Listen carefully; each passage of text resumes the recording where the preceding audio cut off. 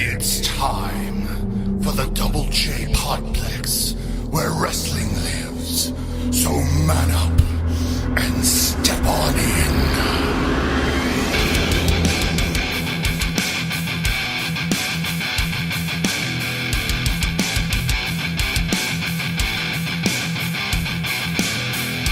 For all your wrestling news and commentary, here are your hosts, Jeremy and Jimmy.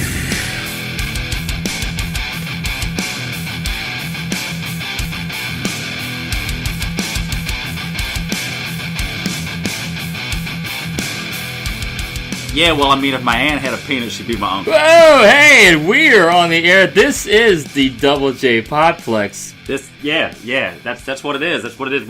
We're back in the man cave in the Double J Podplex. Ignore the former comment. It's not okay for them to be in the military anymore. So I can't talk about my family matters. We've apparently had too many brewskis. Oh, far too many. But we are back here in the Double J Podplex. We welcome all of you back yet again. Myself and Mr. Jeremy Bergeron are going to take this to the next level. We are. And that level is the level of Battleground. The level of Battleground. I'm going to call it the level of Battleground, just to call it that. And, so Jimmy, just real quick, right off the bat, what would you grade the pay-per-view? We're jumping into it soon.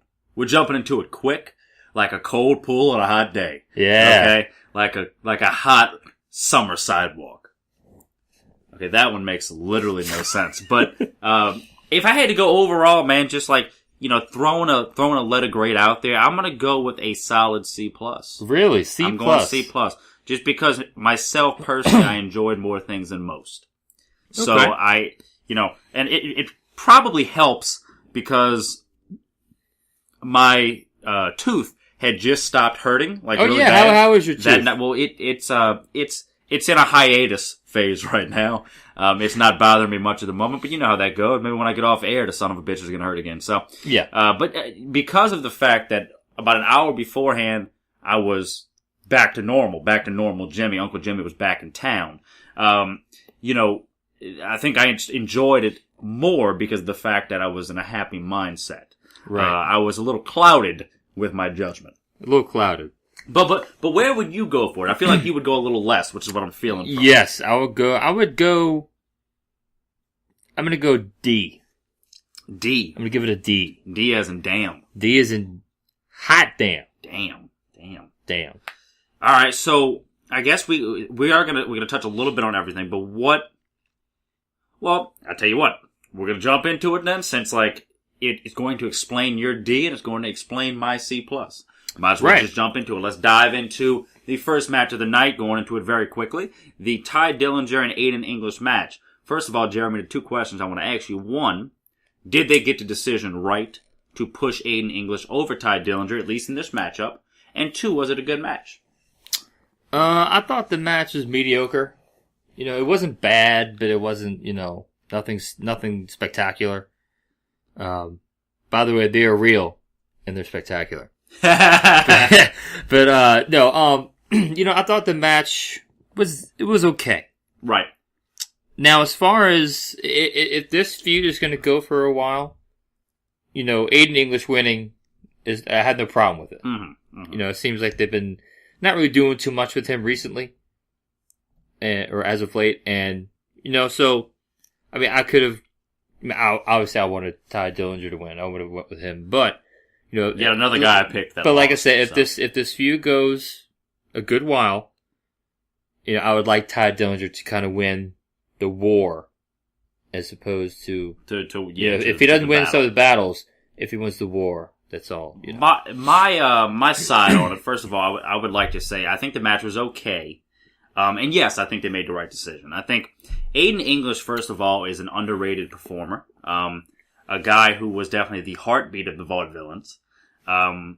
In his little mini performance, so to speak, before the match, I thought was exceptional heel work. Did great with it. What I want to see more from this feud, first of all, I love Ty Dillinger, as most people out there know. That's, a guy I've watched for a long, long time and have done a great, liking for. Okay, not that I'm out there looking for perfect 10s because I'm heterosexual most days. It's sometimes when I'm just like, hey, let's test out this new ride. Right. That not that that's true. Not that there's anything wrong with that. Not that there's anything wrong with that. What I want to see more out of this feud actually is Aiden English being the heel, pointing out Ty Dillinger's downfalls. This is a feud that, although it is the lower card right now, this is a feud that could be so much more. You have so much more promise due to the fact that both guys are from NXT. Both guys know each other very well. Aiden English could easily point out Ty Dillinger's flaws and lack thereof championships in NXT. And how long it took him to get there, how short of a time Aiden English did in it. That would be a perfect way to go. Unfortunately, as we all know, WWE does not put enough thought into the lower card, which is very unfortunate. It is. But you got to appreciate what Ty Dillinger and Aiden English has done with such small amount of time. Right. They're making do with what they have. Yeah, I think that part did exceptionally. and anyone can applaud that. Oh, of course. I think that part they did exceptionally. Aiden English to really it helps him to not be part of the Vaudevillains anymore because he actually can shine very, very much as a heel. He's not going to be a top heel, but he can be way better than people think. Right. So I applaud it. I hate seeing Ty Dillinger go down, but I understand why they went that route. Hopefully, this gains a couple more legs with it. This gains a little bit more, more status as a feud. But the thing, well, moving right along. Right. Jeremy, when I woke up this morning, I looked outside. I, opened up the curtains. Well, actually, I have blinds because I live in the hood. But opened up the blinds, and it was a new day. It was. It was a new day. And did it rock? Yes, it is. And New Day rocks. New Day rocks beating the Usos to be the first ever Raw and SmackDown, tag team champions.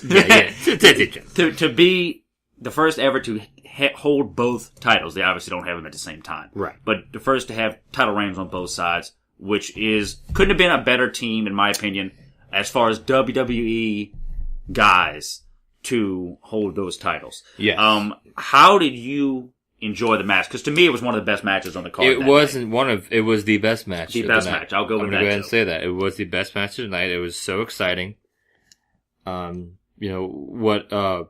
The rap battles and stuff beforehand were awesome. Oh, yeah, dude, the build-up. We said that a couple times, but those were really good, Yes, dude, the build-up was great. And all the moves they were doing in that match were just, I was, holy crap, right. This is great, And, like that, was it that drop kick that Xavier Woods did? It's funny you say Xavier Woods, I'm going to go on that in a second, but yeah, look, I mean, the thing about the Usos, at first, I was like, I don't really like the gimmick. But they are running with it. I think it fit them. It fits them like a freaking glove. Yeah. And they are great heels. Yes, they are. And they did enough, especially in the beginning of the match, to make themselves look like world beaters as well. Right. Make themselves look like a hard-ass team. I mean, that's something I'm very impressed by. Another thing I'm impressed by is the fact that, one, WWE finally gave Xavier Woods time to do something. Yes. And two, how damn well he did on that stage under that spotlight.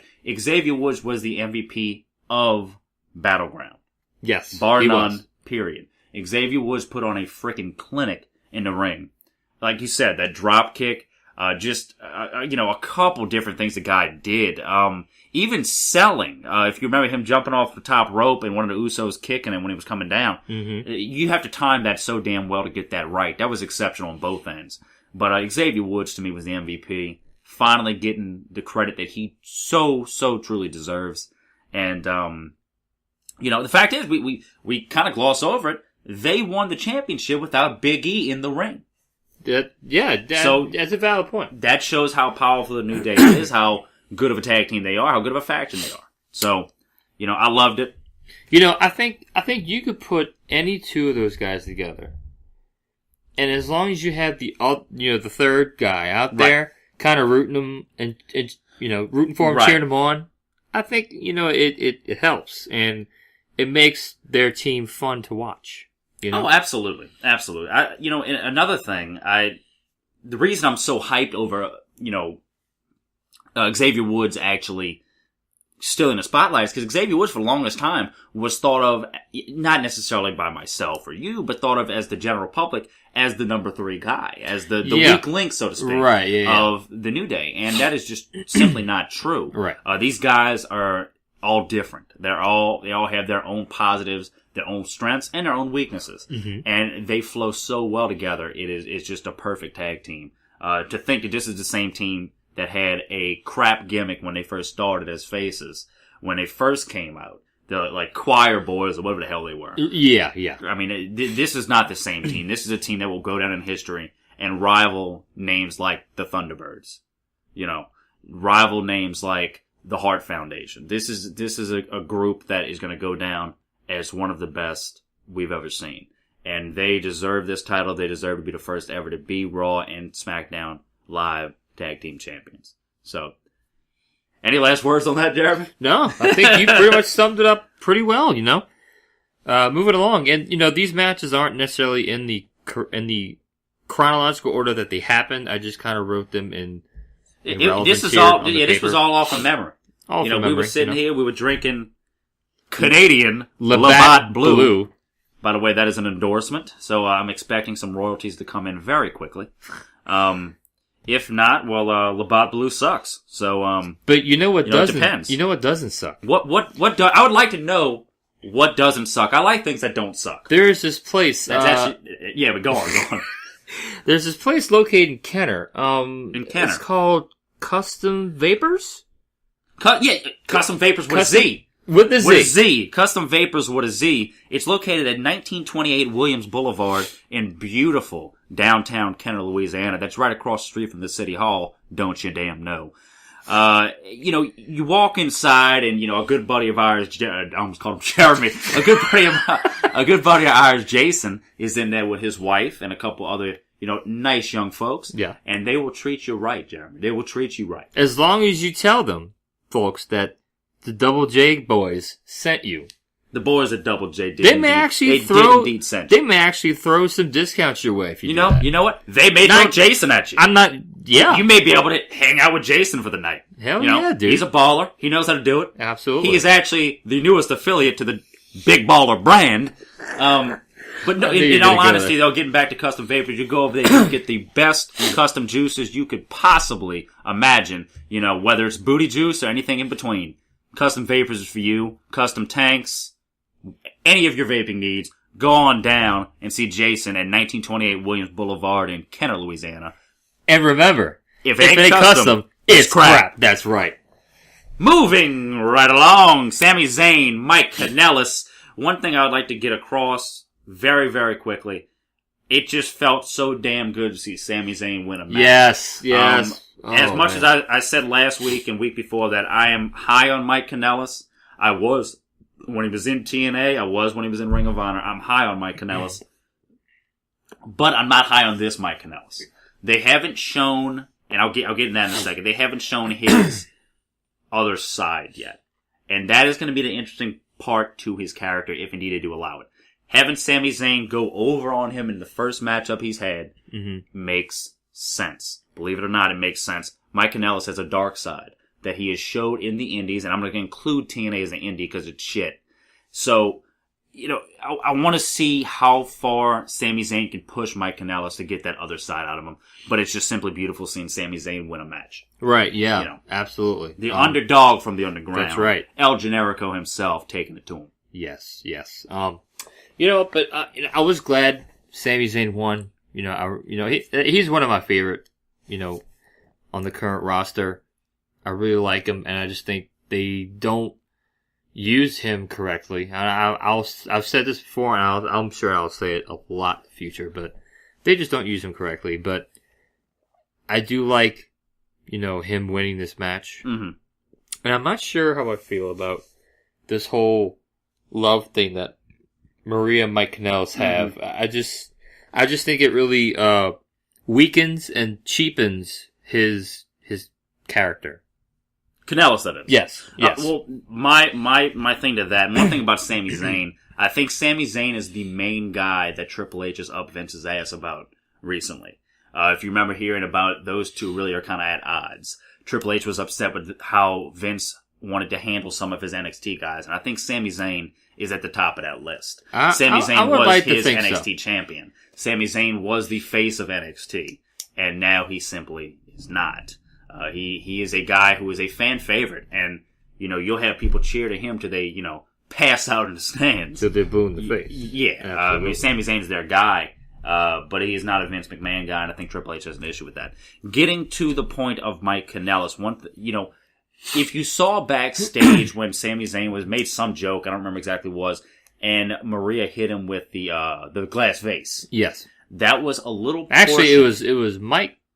It was Mike that hit him. Maria slapped him. Okay, well you're right. You're right. Exactly. Yeah, that's part of that dark side of the two of them.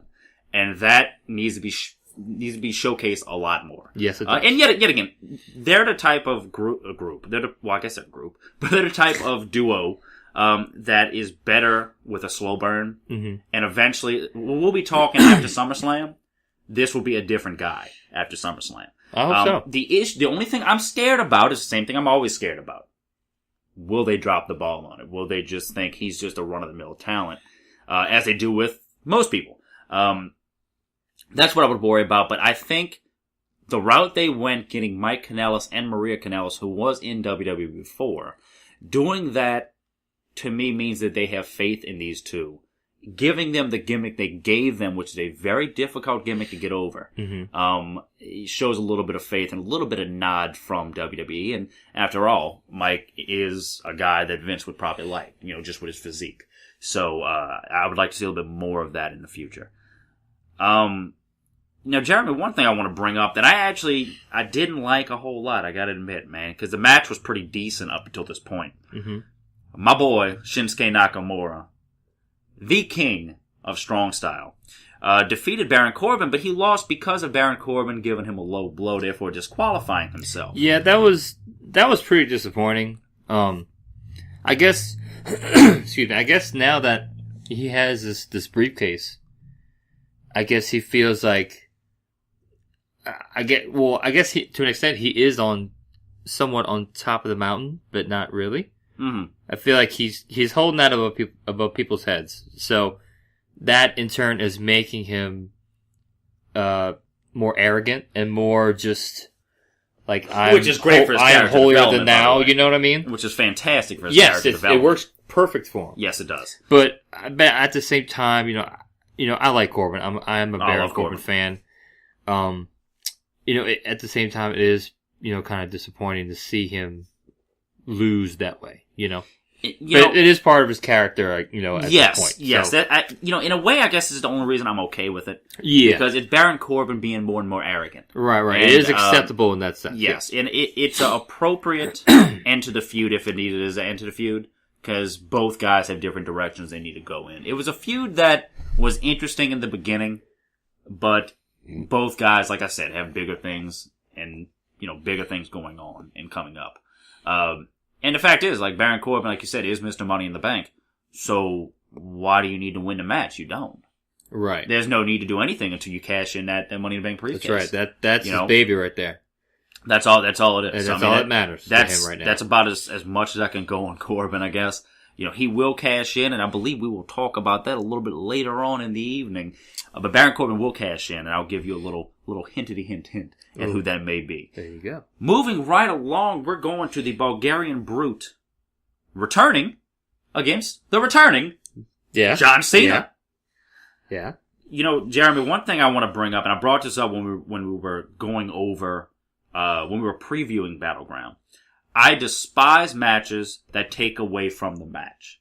Stuff like flag matches. Stuff like the stupid ass kendo stick on pole match. Mm-hmm. I cannot stand matches that take away. And that's not, TLC matches are different. That adds to it.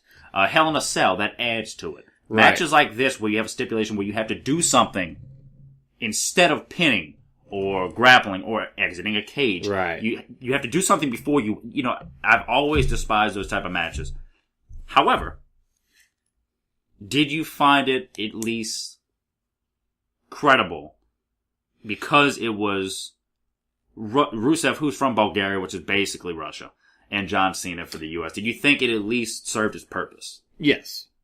Yes, I think, being, the person that John Cena is, very patriotic. He does the whole, the salute, when he comes out, and, so as far as him, yes. And I guess you could say the same for Rusev as well. He's very, passionate about his homeland of Bulgaria. Yes. So I don't know. Although he lives in Florida, but yeah. Well, yeah. He resides in Florida. He resides in I don't know if it's Panama City or what it is. I forget. One thing I want to bring up about John Cena, a lot of people, I guess, don't really pay attention to as much. He is actually a big-time history guy. Really? John Cena, in his... Now, yet again, he's probably moved about 25 times since this, but I remember seeing something on him. It was actually one of his DVD collections. I don't remember which one it was, about his life, or so to speak. Mm-hmm. And he had on his wall a picture of Franklin Roosevelt, Winston Churchill, and Stalin sitting next to each other. Okay. And it's a very iconic, poster from World War II. I just wanted to bring that up. He's a big time American history type of guy. Mm-hmm. So that it's appropriate that he would be donning the American flag. Now, with Cena winning, does this hurt Rusev, or was it just inevitable that the American is going to win this matchup? I think it was inevitable. Yeah, at this point I think it was. I think he was going to win from the get-go. Yeah, I think so. I think so. I think the match slowed down because of the stipulation. I think these guys beat the hell out of each other. And it could have been a lot different, in my opinion. Yes. If indeed it was just a regular matchup, if it was something along the lines of a, I don't know, a TLC match or just no holds barred, something like that, it'd have been fun. Mm-hmm. It was just too much added to the regular stipulation. Yeah. So, as far as another match that kind of, I think, exceeded our expectations. To me, the Fatal 5-Way. Did you think that because of it being an elimination style match, do you think that helped or hurt the match itself? I don't think it really did. I mean, I don't think it really did neither. I mean, I liked, I guess because it was different, being that it was an elimination style match. Usually, when you hear a Fatal 5-Way, you think, right, okay, well, whoever pins, who wins. Right. But in this sense, in this case, it was an elimination match, which I'm cool with it. A little curveball, So, I mean, I'm okay with that. First of all, I want to say I think they made the right decision. Finally giving Natalya a shot. Yes. I was very happy to see that. The SmackDown Women's Division is turning out to be quite interesting. The only issue I had, though, to have a elimination Fatal 5-Way, which I know a lot of them are eliminations, but to have anytime you have a Fatal 5-Way where it's elimination, you have 4 other girls, three in particular, that have already been pinned out of this match, therefore have lost momentum, lost any momentum. Right. Because of that, the only people saving their momentum was Charlotte and Natalya, because of being the last 2 people in the ring. Yeah. However, yet again, right decision. I was happy to see Natalya get it. Now it brings up this question too. At SummerSlam, it is going to be Natalya taking on Naomi, who is defending her championship against her. Yes. The thing that you have to wonder and you have to assume, Carmella is going to be watching every second of this match and could strike at any time. Yes. So I guess my next question, as we're going into this, does Carmella cash in at SummerSlam? There's a very good chance of it happening, I think. I think there is, too. I like the odds of it happening. I want to say, because of how much I enjoy heels with a briefcase, I'd love to see her not cash in till the day after Mania. However, I think because of the way the women's division is, because of the way her character development has been going, which has been quite superb for a heel. It's not on Alexa Bliss's level, but to be honest, nobody is. I think it's going in the right direction. I think she does cash in at SummerSlam. I think I'm about the same with you on that. Mm-hmm. So I guess that's the way it is. Natalya, moving on to face Naomi at SummerSlam, I think was the right decision, and a great nod to a veteran of the women's division. Right. So that was a good sight to see. Also, moving right along to the next section of this great Double J plot. I can't talk tonight. You can't talk. It's between. We've had too many Labatt Blues. It's between the Labatt Blues. By the way, we need to be getting some type of sustenance from the Labatt Company in Toronto, Ontario, Canada. Okay. Yeah, I know you sent Drake out. Oh, we're the proud owners of Drake. You don't own Drake. Okay, you don't own Drake. Drake doesn't even own Drake. Drake doesn't own Drake. Okay, he's also a shit rapper. But anyway, moving right along, Kevin Owens retains his United States title. How does that make you feel? Well, I like Kevin Owens. Suppose it was also a last minute decision, by the way. Yes. It was a very controversial win. But I like the whole gimmick that Kevin Owens is doing with the whole new face of America Love thing. it. Love every second of it. And I love how he walks around his face when he walks out to the ring. Yeah, you ever notice that? He won't walk on his face. He won't walk on his own face. Walk on his and face. I think it's great. It's a beautiful thing.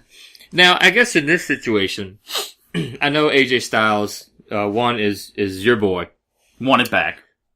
At SmackDown. Now, AJ Styles is obviously a very big fan favorite in the company right now. Mm-hmm. So surprise! It's really, honestly, God, I've said it before. It's a surprise. Not to cut you off, but it's a surprise that WWE allowed AJ Styles to be this big. I was so worried. You really think that surprised you? Oh, very much so. Very much so. The way they handle talent. Now, yet again, Triple H handles talent a lot differently, and he had to tell Vince, look, if we bring this guy in, he's a main eventer. He had to be like that. He was like that with Shinsuke Nakamura. If indeed they bring Kenny Omega in, he has to be like that with him as well. These are once in a decade type of guys. These are guys that arguably come around once in a lifetime. Although there's been a few of them. I was worried as all hell that when they got AJ in, they didn't know what to do with him. He would be like a mid-carder. And be a la Dolph Ziggler, kinda. Just sometimes, we might put you in the spotlight, then no. What WWE did with AJ Styles and, juxtaposed the way he, reacted to the way they pushed him has been exceptional. Has been phenomenal. Right. It has been quite good. But yeah, getting to the point as far as KO having a controversial win, then AJ Styles winning. First off, the one thing I'd like to know, where does this leave this entire spectrum? Especially who decided to show up on Tuesday night. Where does this leave the United States title picture right now? Well, speaking of someone who came back Tuesday, my boy, Jericho. The Ayatollah. The Ayatollah of Rock and Rolla. And I am the Ayatollah of Jack and Cola. That's beautiful. I'm gonna get a couple of those later. Yeah. I'll get one with you. There you go, folks. Anybody else wants to join us? Yeah, who wants some? It's on me. I like the addition of Jericho on SmackDown. I like, in that match, I mean. The fact that he followed where KO went was nothing short of spectacular. Oh, nothing short. Was nothing short of spectacular. But dude, I think adding Jericho in that match to make it a triple threat match, just really was a good mix. It was a good match. Right. I mean, shit. You watched SmackDown, right? Yes, I did. I thought it was. The crowd was freaking. The crowd lost electric, dude. I don't think anybody, even especially us, as much as we talk about previews and rumors and stuff like that on this show, we weren't even ready for it. We didn't see that coming along. Something I read. A little side note, real quick. Something I read in Jericho's last book. Mm-hmm. I've actually read all three of his books so far, and I plan on reading the new one that's coming out, I think, next month. Right. In his third book, he explained how when he came back for the Royal Rumble, when he was the number 2 entrant after Dolph Ziggler, no one knew he was coming back. Right. Like I remember reading he hid in the limo, just chilled in there for a long time. And that was a great everyone moment. Went inside. That was, I mean, that was another one of those moments, kind of like you're saying, that I was truly surprised as a fan. Yes. This was this was before the Double J Podplex, and it's hard to imagine anything before this, right? But that was before this, and I was still truly surprised. And honestly, that's the way it should be. It's I agree. As much as I enjoy discussing them, when I see them online. Right. But when you see all these rumors... But it's the age of social media. It almost ruins it for you. It does. It ruins the hell out of it. I remember as a kid, this could be a brief tangent, but I remember as a kid, watching, a heel, which I didn't like heels back in the day because I was a child. Right. But I remember seeing heels out there like Triple H or like whoever it may be, talking all this smack. Oh, I beat The Rock last night, or I beat whoever last night. And you're just like, who's gonna come out? Yeah. Like, who's coming back? Who's gonna, now it's like, because we live in the age of social media, there's very few surprises. However, I will give WWE a lot of credit in when they do these things. Yes. AJ Styles, it was rumored that he may be coming to the company.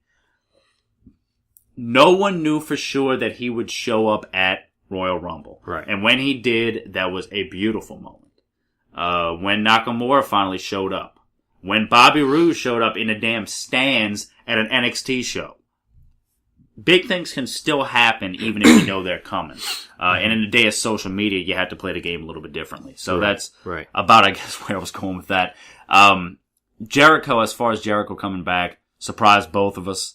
And it's always good to have him back, man. Yes, it's always really good to have him back. He's I guess you could kind of call him the locker room leader, so to speak. Oh yeah, in a sense.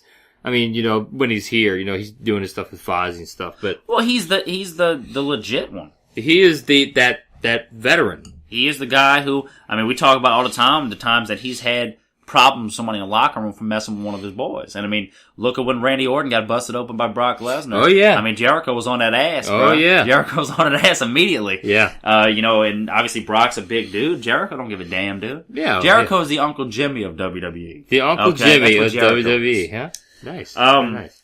Well, because of CNN and because of Fox and because of our current time restraints, the ninth inning of this game will be brought to you by Buzz Cola. If it ain't Buzz Cola, well, it's just not Buzz Cola. But moving right along, Jinder Mahal defeats Randy Orton in a Punjabi prison match. First of all, one thing I would like to say, out of the 3 Punjabi prison matches, and the fact that I did mess that up twice is beautiful.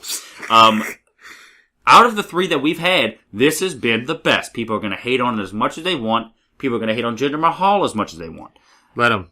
But it was the best of the 3, even with the stupid freaking ending.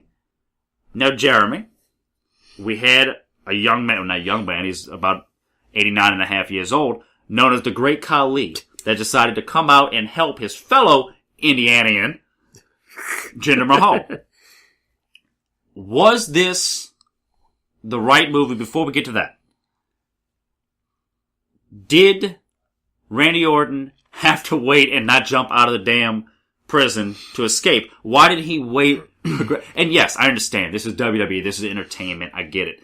But how do you believe that? How do you believe that Randy couldn't have been like, oh, this huge guy is coming for me. Let me escape and win the damn title first.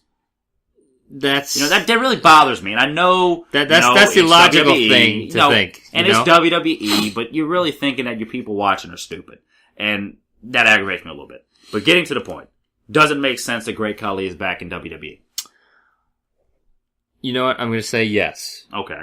Just because of, what Jinder Mahal and the Singh brothers kind of have going. Right. I think just that one other person. So it creates to kind of make it stable, Yeah, the Indian stable. For that reason, I understand why they did it. I guess other than that, that's probably the only reason why. So you could call them, the Maharaja's mages. Yeah. By the way, if they do use that, yet again, I need a little sustenance. I need some type of, anyway, getting to Jinder. First of all, I like what Jinder Mahal has done. I think he's taken a ball and run with it. Although, yes, WWE put him on this pedestal. Of course they did. Because of the Indian thing. Yes. Now, the reason being that Great Khali showed up. is not necessarily to create a stable with Jinder Mahal. It is, to be another guy alongside of him. But supposedly, through WWE headquarters, one reason that they decided to have him come on in was because of the fact that Great Khali is like The Rock is to the United States, or John Cena maybe is to the United States. He is that one big guy. Really? As far as wrestling, in India. Wow. So, it's almost like getting the sign of approval if he approves on Jinder Mahal. Although they were behind him. Having Great Khali, who is like their freaking Michael Jordan, come to the ring and say, "This is my guy." You got the Indian audience. So Triple H has got what he wanted. So that, to me, that's the biggest reason that happened. Jinder Mahal was going to walk out with the title regardless. Right. But I didn't see... Which a few people doubted our opinions on that matter. Well, they can doubt. I mean, look, Uncle Jimmy's right most of the time. Right. Unless he's not paying attention, that he's not right at all. Apparently, according to last week's. But the way that the Singh brother, nothing I want to bring up. I don't know which one it is. What was his name? Billy Singh. Billy Singh. I don't think it's Billy. I think it's like Haji. I don't know. It's something like, I don't know, some Puerto Rican-y. Yeah, something like that. I don't know. Maybe I'd be able to spell it if it was like box cutter or something. I don't know.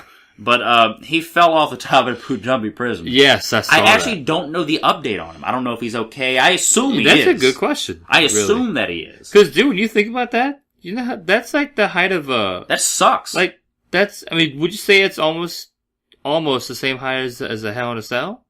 It's not as high. No, it's not as high. All right. No. It's higher than a cage, but it's not as high. No. Okay. All right. But what I would say as far as that guy, but high enough to wonder how he's doing. Yeah, exactly. And so that's one thing I'll say about him. Look, man, I got mad respect for him for doing something like that. That was exceptional. And I guess that's all we can really say about this matchup. Outside of that, we can go with the fact of where does Randy Orton go next. I was just about to ask you. Where do you think what happens with Randy Orton, and how much longer does Jinder Mahal hang on to that title? Jinder Mahal hangs on to the title until SummerSlam. Okay. The overall assumption, which I guess we might as well bring this up since I'm about to mention it. The overall assumption is that John Cena is going to beat Shinsuke Nakamura for the number one contender, matchup and face Jinder Mahal. Therefore, John Cena wins and becomes the most reigning world champion ever in the company's history. Whether that's right or not, whether that's smart or not, is another line of thought. But I believe Jinder Mahal loses at SummerSlam, but he does not go away. They've done enough with him to keep him around, to keep him relevant, for him not to go away. Yeah. But the interesting fact is, for Jinder Mahal to lose, especially having the Bollywood boys, they're called the Singh brothers now. Especially having Great Khali, it's basically 4 on John Cena. And they have actually been straying away a little bit from this quote-unquote Super Cena angle. Does John Cena get some help to beat Jinder Mahal? Maybe from a one Randall Keith Orton. Maybe Randy Orton decides, hey, if I can't beat him, I might as well help someone. My long-time buddy. Although obviously they've had feuds and shit like that, right. But his guy. These are two guys who know each other great. Why not? It's like, hey, it's the what do you call it, the ruthless aggression era versus Jinder Mahal. Let's go. Yeah. He does. I think John Cena's going to get some help to beat him. But it's going to be interesting at SummerSlam. I don't see him going past SummerSlam because I think they've done well with the character development. However, he could win it back at whatever the hell is after SummerSlam. You could have John Cena have that one crowning moment and then lose it again at the next pay-per-view. But the question I have for you, since we're talking about Cena and Nakamura, what about the possibility that Shinsuke Nakamura beats John Cena and then has a match with Jinder Mahal and then beats Jinder Mahal? There is a real-world possibility, and I can't believe I would ever say this, that Shinsuke Nakamura from New Japan Pro Wrestling could be the world heavyweight champion of the WWE, of SmackDown rather. But still, the top prize on SmackDown could belong to a one Shinsuke Nakamura. It's a possibility. Yes. Mm-hmm. But the fact that is even a possibility is something really special to me. That is great, in itself. But I think we all know that Cena's going to win the match as much as that. I think so too. I'll be honest, I wouldn't mind seeing a new 17-time champ at SummerSlam. I wouldn't mind seeing. People give John Cena shit all the time. They do. A lot of it's undeserved. The same people that have given Roman Reigns shit. These are two guys who, although, they get forced down your throat. I know the whole spiel as to why we're supposed to dislike these guys. Yes. You have to realize also that these are guys that are pushed by the company. This is not them personally. And one guy who's been pushed by the company, who nobody ever gives shit about, is Hulk Hogan. Hulk Hogan was the face of wrestling for so long and was, quote unquote, jammed down your throat. But he's never mentioned. Why is Hulk Hogan different than John Cena? That is another thing. That's an episode in itself. Why is Hulk Hogan different than John Cena? I think I can answer that. Okay. It was just a different era. It was a different era, but John Cena was also. It depends on what you mean by different era. Okay. So back in the 80s, you had guys like. It was all about the swole bodybuilder. You had like the comic book hero guys, looking guys like, Hulk Hogan, Macho Man Randy Savage, right. The Ultimate Warrior. Right. The list goes on and on. You can go on and on with that. And, it was, I think, back then, it was about the character. It was about, repping the red and yellow. Uh-huh. Or repping the hot pink and green and whatever colors Warrior wore. It was about, I think back then it was more about selling the character and truly getting the kids, us, into these superheroes. Well, yeah. And I think they were more like superheroes. And I will think, give you that. and I guess to an extent, it's like they didn't really look at it like that. They looked at it as the product was also still very new. As far as being a worldwide phenomenon, it was still very new. Yeah. And I swear to God, that's something we could literally have an episode about, which we may indeed do. But the one thing I wanted to bring up about Cena, Hulk Hogan was pushed as the top guy. Yes. Okay. Yes. Wasn't necessarily, I don't want to say he wasn't a fan pick because he was. But it was a different, like you said, you're right in what you were saying. It was a different, it was just industry a different time. It was a different kind of business back then. Maybe John Cena would have succeeded successfully back then. Oh, yes. Absolutely. But yet again, even though it is a new age, the hate for John Cena really ceases to amaze me a lot of times.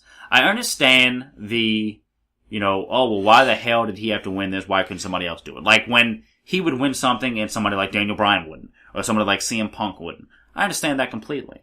But to completely hate this guy, not just at times, I can understand despising people at times. There's times as much as I love The Miz, there's times I'm like, alright, I've had a little bit of enough. There's times that, with Roman, I'm like, alright, I've kind of had enough. Mm-hmm. Especially if he wins his Fatal 4-Way, which we're getting to.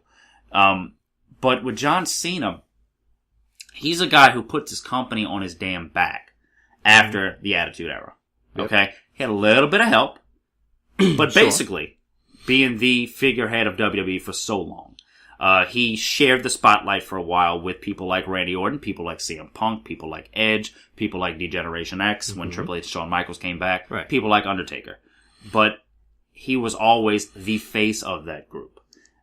And to do it for so long, and yes, you could make the argument, alright, well, he was pushed, he was put in his position, but you still gotta do it. You still gotta be that guy. You still gotta show up and cut promos like only he can. You still have to use all 5 moves of Doom in the ring like only he can. Yeah. You still have to show up and be that guy. That's the issue that I have with people who dislike Cena so much. I understand disliking moments of what's happened. I understand disliking the company for some things they've done. That makes sense. Mm-hmm. When you are the biggest company on the face of the planet as far as it comes to wrestling, people are going to hate what you do. There's times I openly speak about when I dislike some pushes that they have. Right. But, blaming a guy like John Cena for something that honestly he's only done the best he could with, and he's done damn well, and I'm sorry if there's a Mount Rushmore Cena's on it, that's an issue. But that, yet again, as we've talked about, could be a show in and of itself. I can go on about this bitching, moaning, crying, possibly pissing for about another hour and a half. But moving right along to the Fatal 4-Way we did discuss, yet again, we have a ways away from SummerSlam. But the fact is, we are getting what we asked for. We are getting Roman Reigns, we are getting Braun Strowman, we are getting Samoa Joe, and they are facing the non-irrelevant champion known as Brock Lesnar. Jeremy, the question I have is actually fairly simple. It's not who wins, but it's who has the most momentum at this moment. This is a couple weeks before. Who has the most momentum going into this match as of this moment? Because, by the way, the promos that they cut every time all these men are in the ring, or especially the time when it was just Reigns, Samoa Joe, and Brock, I mean, dude, you felt the tension in that ring. Yes. But who to you has the most momentum as of this moment?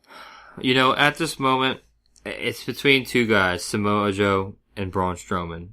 I'm gonna go ahead and say mainly Samoa Joe, just because he just fought Brock.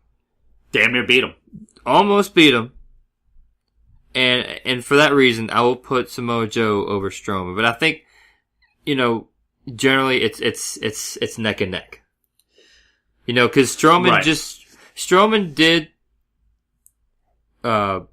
wait, who won that, it was Strowman that won that, Strowman beat him and then Reigns did, yeah. Okay.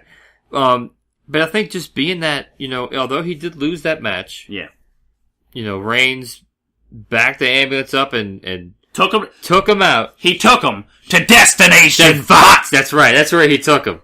Good job. But he took him to I almost said it. He took him to Destination Fox. Yeah. But he really screwed up Strowman. Yeah, he did. Roman Reigns. But being that happened, and then was it the next week? Yeah, he was walking out like it was nothing, like it wasn't a damn thing. So I think you could. It boosts how big of a guy he is and how strong. Right, Strowman's a guy you can put any obstacle in his way. He's going to bulldoze right through it. And ultimately, I think at some point, I would still love to see Braun Strowman and Brock Lesnar. Yeah, me too. Because they're both just really big dudes. Yeah, and they're both quick for their size. Yeah. I'm always surprised at how quick Strowman is. And they teased it that when I watched Raw at your apartment, and me and you were like, "Oh my god, it's about to go down." And then they, man, I was so mad when they. Yeah, and the thing I want to bring up about the match to kind of put a little interesting, I guess, iota of something into people's minds. You don't have, and I know the answer is going to be Roman Reigns because he's technically the babyface. You don't have a clear-cut crowd favorite babyface in this matchup. For it being a fatal 4-way for the company's biggest title, you do not have a guy who is a clear-cut babyface or face or fan favorite or whatever you want to call it. Roman Reigns is technically the face. Right. But Roman Reigns is booed. Right. Okay, so it's not really a clear-cut But he's still a face. He's still technically the face. Yeah. But you don't have a guy like, talk about Attitude Era, like Austin, like Rock. And yeah, I know it's a different time. Right. So let's say about this time. You don't have a Finn Balor. You don't have a Bray Wyatt, although I guess he's a heel, so that's not a good exception. You don't have a Finn Balor, you don't have a Seth Rollins, you don't have a Dean Ambrose. So you don't have a guy who is a face, but a fan favorite in this matchup. Right. Although Samoa Joe, Brock, and Strowman all get cheered respectively. Yes. But they're all technically heels. That's just an interesting kind of thing I've taken off of it. I don't know exactly where I'm going with it, but it's actually an interesting something that you don't see a whole lot in the indie wrestling industry anymore. I'll say Brock and Braun Strowman, I would say they're mainly cheered because they're going against him. They're going against Reigns, yeah. That's I think why. Yeah, I think you're right. They're mainly cheered. I think it's anybody but Reigns. Because there's so much hate for Reigns. Just like with the election, it was anybody but Hillary. Right. As far as this goes, it was anybody but Reigns. I think I know where you're going. I think the fact of it's, we're going to cheer whoever it is against Reigns, the fact is you got 4 guys in this. So who is going to, the last question I'll ask on it is who's going to be the crowd favorite? Walking into this, Samoa Joe, Brock, Strowman, Reigns, who is the person that they cheer for above any? And I think I have my answer. I think it's Joe. To be honest with you, I think it's split. I think they will cheer for Brock, Strowman, or Samoa Joe. To me, it's Joe. To me, it is. All right. But I could definitely see people, if Brock's winning, oh, hell yeah, Brock's going to win. Strowman wins, oh, hell yeah, Strowman's going to win. However, I guess I am kind of, ousting what I said, but if Samoa Joe wins the title, the roofs are going to come off of SummerSlam. That's going to be a big moment, even though he is technically a heel. Right. Moving right along, one thing, and I guess we can only go a little brief on it because there's really not a lot to know about it. This supposed feud between Wyatt, Mr. Bray Wyatt, who was actually built out of Lafayette, Louisiana when he first started, and Finn Balor. And also, the fact that Finn Balor was feuding with one Elias Sampson, who, I've touted quite a few times as one of the next up-and-comers. First of all, I would like to say Elias Sampson has done a hell of a job getting on Finn's level. He's not on Finn's level, but getting to not look out of place in the ring with Finn Balor. I thought that was exceptional. Yeah. For a guy to be able to do that. The question I have for you is, okay, it's supposedly Wyatt has started this feud with Finn, which I'm happy about. I think it's going to be fun. But what happens with Elias Sampson? Does he still stay close to this feud because it's not squashed yet? Or does it continue? Or does it somehow become a triple threat? I think it could become a triple threat. I think it'd be interesting. And you know what else? You have a guy in Sampson that you could do whatever the hell you want with. Right. He's a heel, I guess, technically, but I mean, he could do anything. He's proven it. You're in the ring with fucking Finn Balor, dude. Mm-hmm. Pardon my French. Right. And you're pulling your own weight, man. Yeah. I mean, I'm happy to see it, but. So let me ask you a question, Jimmy. Uncle Jimmy. When and if we see it, when do you think the Demon King makes his return? I want to say SummerSlam because I feel like Bray Wyatt's going to drive it out of him. Bray Wyatt and the real guy, Mr. Rotunda, knows what the public wants to hear. He knows how to get over with the crowd as far as just speaking on the mic, and he knows what would make a feud with Finn Balor relevant. Mm-hmm. He knows what would make that sense. Wyatt versus Finn. He knows why that would make sense. It's because of the dark characters. It's because of Finn's demon, and it's because of Bray Wyatt being Bray Wyatt. I don't think you're going to see anything like a Monsters Ball match. We don't have Abyss. The House of Horrors match. Right. I don't think you're going to see that for a while. That's going to be something you're not going to see for a little while. But I do think that the demon shows up at SummerSlam because he has to overcome what Bray Wyatt is going to throw at him. Here's a quick little off topic here. Whatever happened? What's going on with Abyss? Well, Abyss is still in He's TNA, which is now Global Force Wrestling, right. But it's still apparently called Impact. So I don't know what the hell is going on with that. Maybe somebody could enlighten me on that. But he's still on there, but he's under the name Joseph Park, which is basically his alter ego, which is a regular guy, not Abyss. We had years ago, if you recall, or if you maybe recall me saying, there was a time about 5 years ago that Abyss was going to come to WWE and was going to feud with The Undertaker straight up. And that would have been exceptional. That was the perfect timing. He was he was really gaining some momentum as a single star and as a monster. I could see him feud with Bray Wyatt. I could see him doing it now. Yeah. That's the thing. Like, I don't think he's too far gone, and I think the fact that WWE is putting such a liking into these big main event stars and seeing, not asking too many questions about it, but saying, how can they work? Not if they'll work. Right. How can they work in WWE? Like with, who the hell would ever, and yet again, I'm going to have to somewhat stop myself because I can go on about this for hours. Who the hell would ever thought we'd have had Austin Aries, although he's not here, Bobby Roode, Eric Young, all these guys from TNA. Yeah. AJ Styles, Samoa Joe. Who the hell would have ever thought that they would have a spot and a place in WWE, AJ Styles being champion, Samoa Joe going for the biggest championship in the building, and Bobby Roode being NXT champion. Who the hell would have thought they'd ever even gotten a shot? And that is why somebody like Abyss could show up at some point. But yet he's currently still on under contract. But apparently not for much longer. And that's something we will definitely hit later on down the road. Absolutely. I guess, I know we've talked about this already. But what is your idea? We heard last week about Jason Jordan becoming the half-black son of Kurt Angle. What did you think about his first match? He had a match with, Kurt Hawkins. Well, I mean, he fought Kurt Hawkins. So and another guy they've destroyed. But that's yeah. I could actually, that's another guy. I could go on about Kurt Hawkins for about 30 minutes. What you call a squash. It was a squash match against a guy who is not really that big of a squash. Right. Another guy who, you hear the little bit he talks, he's not bad. No. He's not bad in the ring. Right. He has a decent little gimmick. Another guy I don't give a chance to. But like you said, it was a squash. It was a squash, yeah. But I mean, I guess being that it was a squash match, I mean, I guess there's not really much to think of it, but, I think once we see him square up against, maybe, I don't know, I could totally see him maybe like going up against like the Miz or something. Yeah, I believe it. I think that's what they're somewhat leaning to at some point.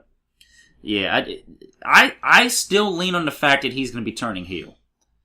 He's going to eventually be taking matches for granted, stuff like that. But yeah, we'll see that certainly come in. But I think it's a little too early still to kind of really tell what's going to happen with Jason Jordan.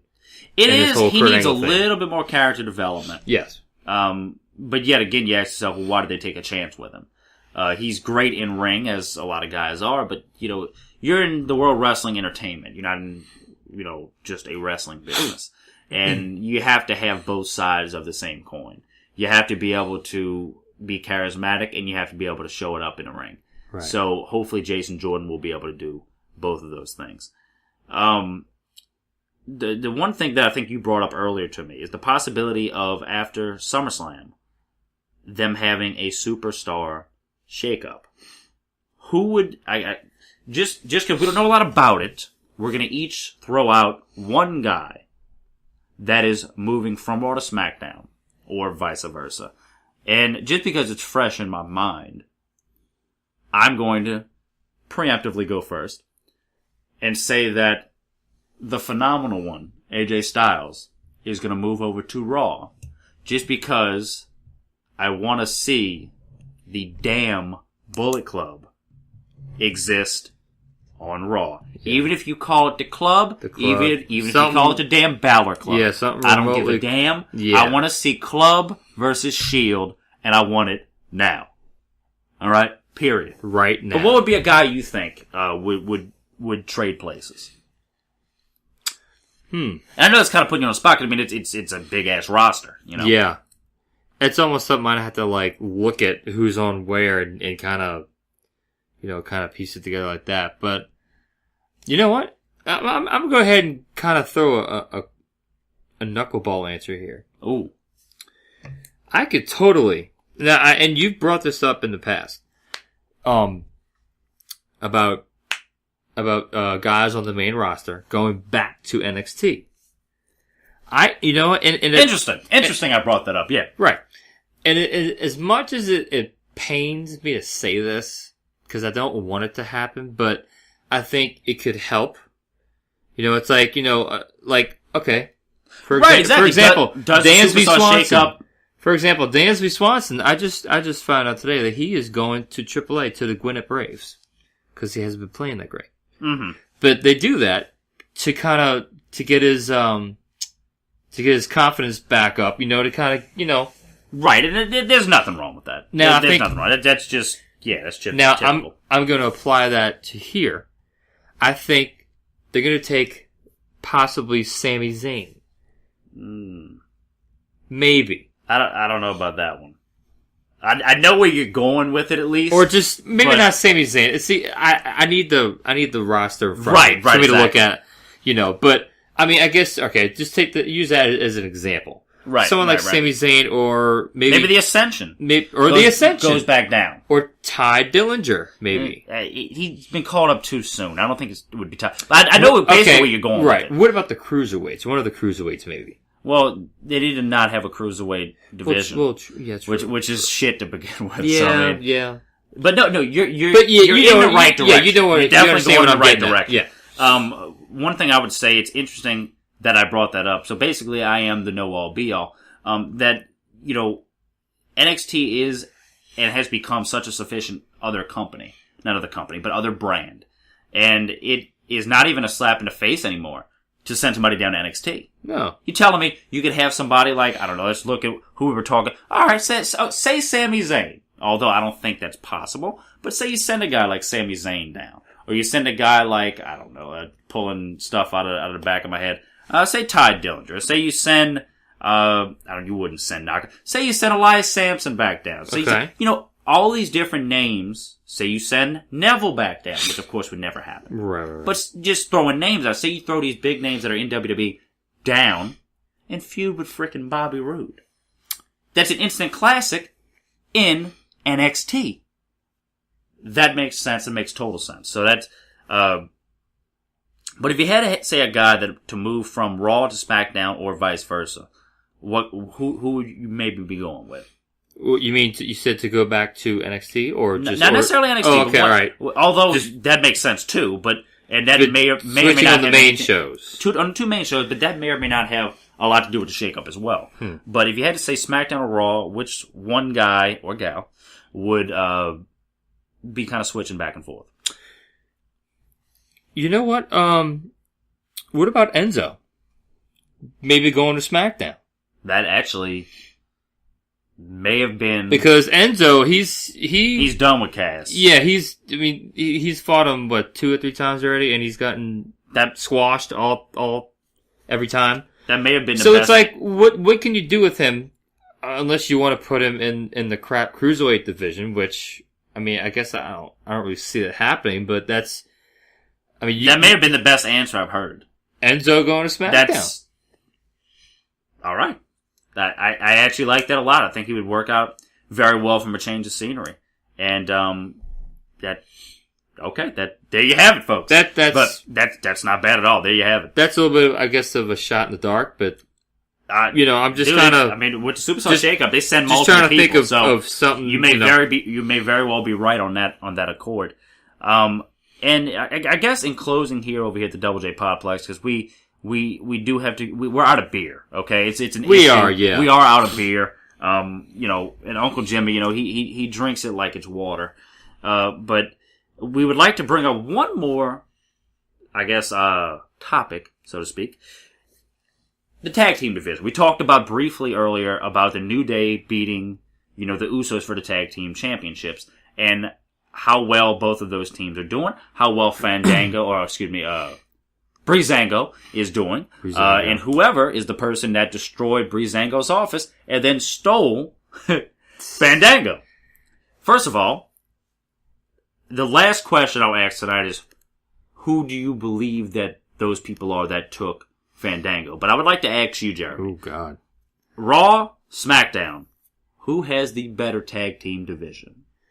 Okay, all right. Let's go through the list here. All right, because you're better at naming stuff off the top of your head here. We're going SmackDown. Okay. We're going the Ascension. We're going Breezango. I don't know if the Clones are still over. The Clones are still over there. Okay. We're going Usos, New Day. Probably somebody I'm forgetting. On Raw, you have the Hardys. You have Sheamus and Cesaro. You have the Revival. You have Anderson Gallows. Mm-hmm. Mm-hmm. Basically, as being your top 4 on either side. So who you got? As far as the tag team division goes, I'm going to go ahead and say Monday Night Raw. You're going to give Raw a little edge. Now, of course, that is because of the fabulous Broken Hardys being on Raw. That does help a whole hell of a lot. It's kind of a cop-out, but is a relevant cop-out. Yes. Because of how large the Hardys are and how big they will be when, indeed, they do split up into Brother Nero or Jeff Hardy and Broken Matt Hardy. I think that's going to be exceptional. And I'd actually have to agree with you. although I think SmackDown's doing a hell of a job, and this re-up of Breezango, and from them to go to obscurity to actually being something relevant, to me is nothing short of exceptional. Both guys ran with a dumb gimmick and made it work. Bringing up my last question, I think the last thing that is on my mind for this evening. Who is behind stealing Fandango, man? Dude, who is behind destroying their office? Who is this masked, possibly, team? Because it's not a person, it's a team. Who is this team? And I'll give you my answer after this, but who do you think this team is? Honestly, I wouldn't even know where to start. I wouldn't even... I'll tell you where I start, and I'll tell you where I end. Start and finish. To me, the most obvious, not obvious ain't the word. Obvious is actually not what this is about right now. I don't think any of this is obvious. I think this is actually something that's stumping people right now. But it makes sense. It's like myself. Like yourself, yeah. Yeah. Right on Like air. me. I believe that the best possible answer is Luke Harper and Eric Rowan. The other two members of the Wyatt family. Kind of having a resurgence as Wyatt members. Which is another reason why Bray Wyatt may very well be a guy going to SmackDown after the shakeup. That would be, I think, my easiest choice. Would be those two. Especially because it was kind of creepy the way they did things. Okay. Now, a bunch of people may like this next answer, which is a little bit of a long shot, but to me very plausible. Keeping in with the creepy genre, keeping in with the dark genre, I'm going to go with a fan favorite of mine, Eric Young and Sanity from NXT. Whoa. Okay. Which is I could see that. Completely I could possible, see that. And they're ready. I could totally see that. They're a good faction, and I think they're a team similar to how Elias Sampson is. Elias Sampson didn't get over that well in NXT, but is made for the main roster. Something about him, he's just made for the main roster. And I think Sanity is made for the main roster. Do I think it's Sanity? I'd give the edge to Rowan and Harper, in my opinion, but I would be gleefully surprised and happy if indeed Eric Young and Sanity decided to I come would over be and happy say, with that too. Let's go. I'd be happy with that too. But it would. One thing I will say in closing with this, it will be a team that will help this SmackDown Tag Team division. Yeah, hopefully. And will make you believe they are a threat. So whoever it may be, salutations as far as that goes. Salutations. So, in closing, one thing I would like to say, thank y'all all very much once again for listening to the Double J Podplex. Uncle Jimmy actually stubbed his toe a few seconds ago. And the fact that he is not yelling in the microphone right now is nothing short of a miracle. Sometimes in life, you take the road less traveled. Yes. Sometimes you take the gravel road. And sometimes you said, well, hell with all that. I'm just going to walk home.